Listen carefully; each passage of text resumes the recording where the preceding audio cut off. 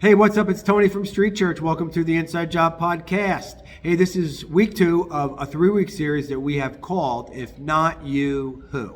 A couple questions for you. Number 1, what's the most powerful thing that you have ever witnessed in your entire life? Okay, I'll give you a few seconds. Think of something. All right. Number 2, what's the most powerful thing that you could possibly imagine in your wildest dreams? Right? Everyone got something? All right, good. Now, check this out. What could be more powerful than the power that raises a dead, heart-stopped, brain-seized body and makes that body alive again? I mean, I've seen lots of things in my life. I've never witnessed a power like that. You know what the cool thing is this, is that the Apostle Paul in Ephesians chapter 1 says that same exact power that raised the heart-stopped, brain-stopped body of Jesus and made it alive again, lives, breathes, and resides inside of you and me. That is crazy. What that means is this to me. Number 1, it means all bets are off in terms of what I can or can't do to make an impact on somebody's life who is going through it. Number 2, it means this, and this is a wild thought, right? We can be the answer to somebody's prayer today and meet a need in their life today. Like most people who are going through it, right, who are suffering, most people, not all people, but most people are praying for that situation. And you and I can be the answer to that person's prayer and meet that need today. And we don't have to wait around. We can do it today. So we're going to talk about a guy, a very unlikely candidate, a very unlikely man that Jesus sends into the world to be that answered prayer and to make an impact on other people's lives. Very unlikely candidate. I think there's a lot to learn here. So in Mark chapter 5, listen, we all have issues. We all go through it. We all have things in our lives that we wouldn't wish on our worst enemy. All right? But unless you have lived under demonic possession, significant mental illness, naked, living in a cemetery, and have been chained to tombstones, your life has been better than this man's life, right? Your life has been less traumatic than his. So in Mark chapter 5, Jesus walks up to a man who is filled with demons, a legion of demons. He's naked. He's living in a cemetery. He's shackled with chains. He breaks the chains. He's reshackled. So he walks into this man's life, and to make a long story short, he sends all of the demons into a herd of pigs. They run into the water and they drown themselves. And instantly, automatically, and immediately, this man is brought back into his right mind.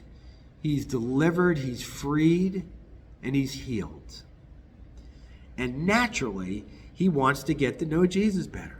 Right? He wants to just follow after Jesus, like you and I would too, right? I mean, if you're living your life, imagine, he probably had no social interaction for years. He was probably in this condition for years, without a friend, without anybody to talk to, anybody to listen to, no social interaction. And then Jesus changes the whole trajectory of his life like that, and he just wants to get to know Jesus better and be with him. And so would you and I. And Jesus' response in Matthew 5:18, Mark 5:18 is shocking to me. This is what Jesus tells him. So as Jesus was about to get into the boat, the man who had been demon-possessed begged to go with him. Of course he did. Jesus did not let him go, but said, "Go home to your own people and tell them how much God has done for you and how he had mercy on you." So the man went away and began to tell in the Decapolis how much Jesus had done for him. And all the people were amazed. So basically, Jesus says, go back into your world and make an impact. Let them know how much I have done for you, and make an impact and make a difference in their lives. Just like you are, right? So let's talk about the Decapolis. So it was east of the Sea of Galilee, modern day Jordan and Syria, right? 10 cities, 10 Greek cities living under Roman occupation, but had a heavy Greek influence. So what that means is this.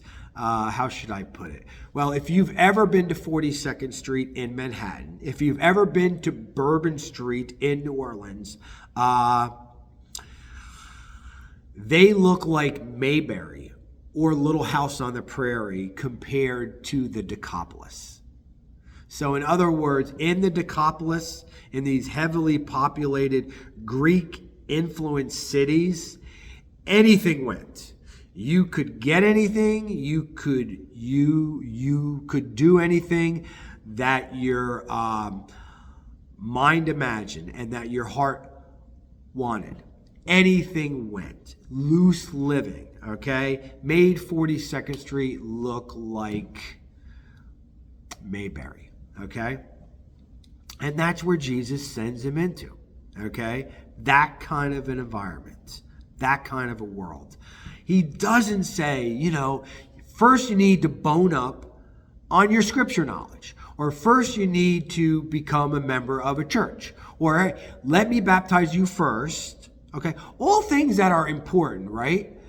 But the urgency of seeing a need and meeting a need, the urgency of being a source of salt and light, the urgency of letting people know the impact that God has made in your life is greater than all of those things, right?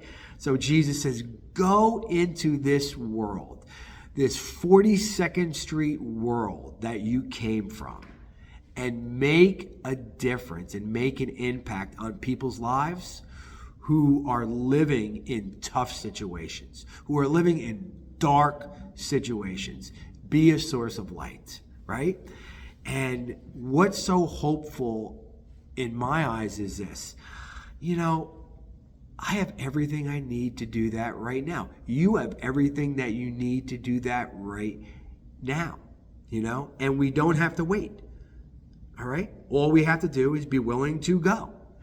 And to me, if Jesus could send this man whose life was so traumatically jammed up and jacked up into the world to be a potential answer to somebody's prayer and make an impact, then he can send you and me.